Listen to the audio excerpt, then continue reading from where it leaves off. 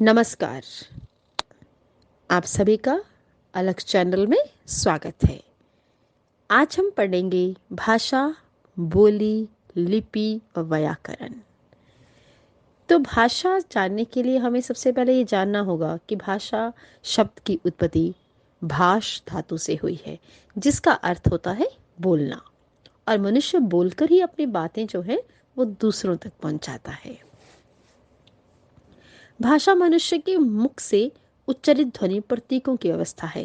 ये मन के भावों, विचारों, कहने सुनने का सशक्त साधन है।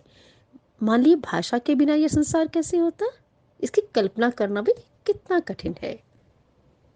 मनुष्य बोलकर ही अपनी बातों को दूसरों तक पहुंचाता है।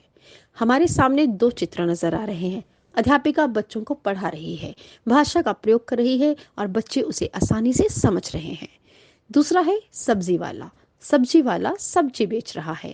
तो जो जिसे पता है कि पालक को पालक कहना है, पालक आवाज लगा रहा है, गोभी ले लो, पालक ले लो, मूली ले लो, इस तरह से। तो चलिए, जो भाषा का प्रयोग है, तो भाषा को समझने के लिए हमें भाषा की परिभाषा को सबसे पहले समझना होगा। मनुष्य अपने भावों व विचारों को लिखकर या बोलकर दूसरों तक पहुंचाता है तथा दूसरों के विचारों को सुनकर व पढ़कर ही समझता है। भाषा के तीन भेद होते हैं बच्चों: मौखिक, लिखित, सांकेतिक। मौखिक भाषा क्या होती है? जिसमें हमें कुछ लिख कर नहीं बताना, केवल मौखिक। दैट मीन्स इंग्लिश में ऑरल भाषा। ऑरल ऑरल हम कहते हैं ना, ऑरल टेस्ट है आज। तो ऑरल क्या होता है? मैम रिटर्न नहीं ले रही, मैम आप रिटर्न नहीं ले रहे हो, आप ऑरल ले रहे हो, तो उसी को कहेंगे मौखिक भाषा। मौखिक भाषा में जैसे आपके सामने अब्दुल कलाम जी भाषण दे रहे हैं, तो भाषण वो लिख लिख कर नहीं दे रहे, ऑरल दे रहे हैं, मौखिक दे रहे हैं। हम जब फ्रेंड्स आपस में बात करते हैं तो वो भी हम लिख लिख कर बात नहीं करते हैं, वो भी हम मौखिक भाषा के रूप में उसको लेते हैं। आगे है लिखित भाषा। जब हम पत्र कुछ कह नहीं सकते किसी को, तो हम एक पत्र लिख देते हैं, वो दूसरों तक पहुंचता है ताकि वो हमारी भाषा को, हमारे भावों को आसानी से पढ़ सके। तो कुछ ऐसी बातें होती हैं जो हम उसके किसी के सामने रखना चाहते हैं, पर स्पष्ट रूप से नहीं लिख सकते, परंतु हम लिख कर उसको सारा विवरण कर सकते हैं ताकि दूसरा इंसान जो है मेरे भावों को आसानी से समझ जाए कि मैं क्या कहना चाहता हूँ। तो वो लिख कर हमने उसकी अपनी भाषा को उन तक पहुंचाया। भाषा के चार कौशल होते हैं। सबसे पहले हम जो भी बात करते हैं बोलकर करते हैं, और उसके बाद आप क्या करते हो? उसको सुनते हो। जो बोलकर, सुनकर। जब हमने बोलना भी सीख लिया, फिर हमने इसको सुनना भी सीख लिया, फिर हमने सोचा कि हम इसको पढ़ते हैं। अब हमने पढ़ना भी, लिखना शुरू कर दिया, लिख करके हमने उसे पढ़ना भी शुरू कर दिया। तो हमने चार कौशल किए: बोलना, सुनना, लिखना, पढ़ना।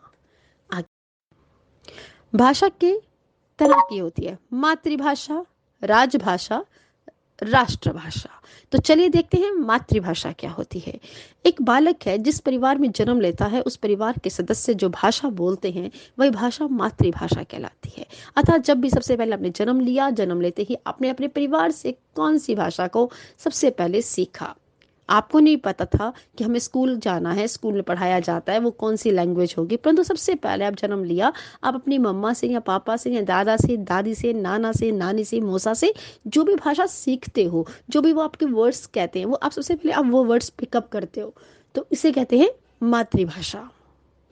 राष्ट्रभाषा, जिस भाषा को किसी देश में रहने वाले अधिकांश लोग प्रयोग में लाते हैं, उसे राष्ट्रभाषा कहते हैं। प्रत्येक देश की अपनी एक राष्ट्रभाषा होती है, और भारत में भी हिंदी को 75% लोग, 75% लोग बोलते हैं, और यह भारत की राष्ट्रभाषा है।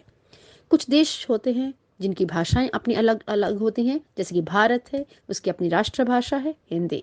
जापान की है जापानी, चीन की चीनी, जर्मनी की जर्मन, अमेरिका की अंग्रेजी। राजभाषा, राजभाषा होता है सरकारी कामकाज की भाषा। किसी देश के कार्यालय, राजकाज तथा प्रशासन को सुचारू रूप से चलाने के लिए जिस भाषा का उपयोग होता है उसे राजभाषा कहते हैं।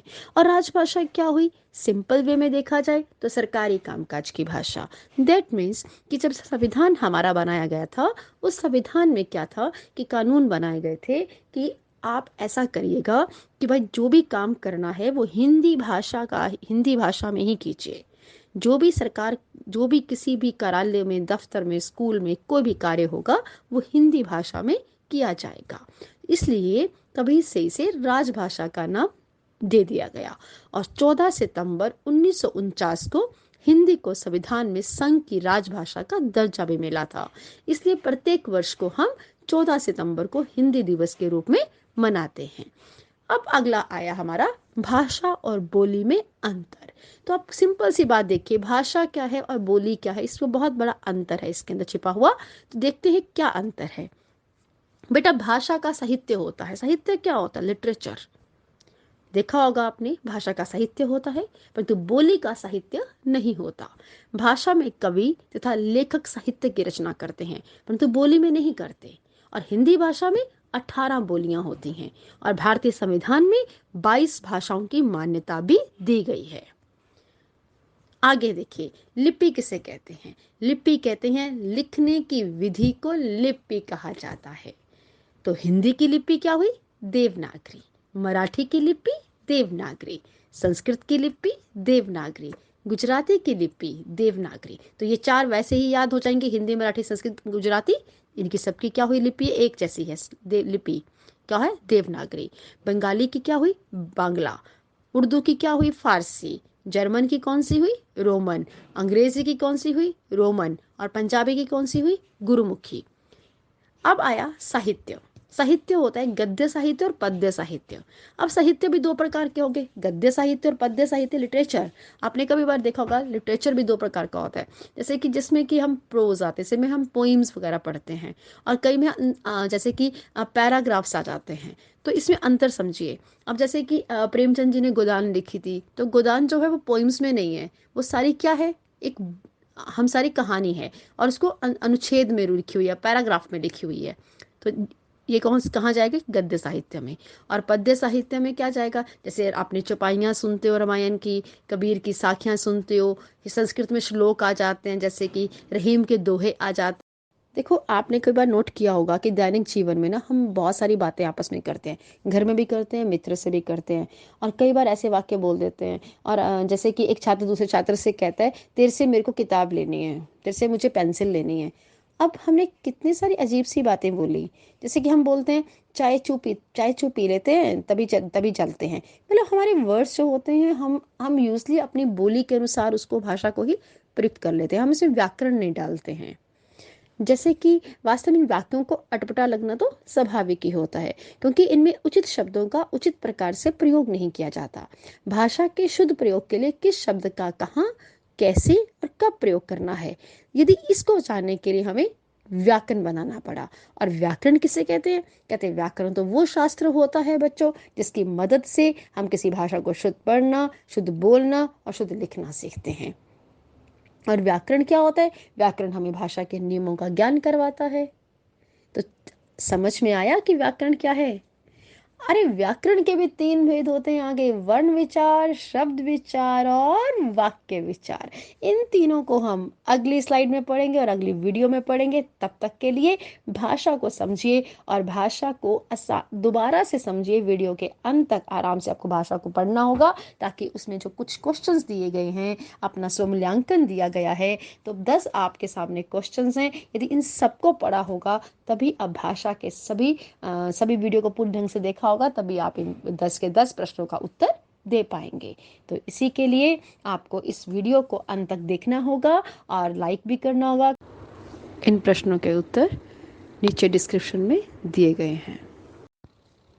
आपने वीडियो को अंत तक देखा होगा और अपना स्वमूल्यांकन भी किया होगा। अब इस भाषा को समझा होगा कि क्या है भाषा। अब इस वीडियो को लाइक करें, कमेंट करें और सब्सक्राइब करें। आप सभी का धन्यवाद।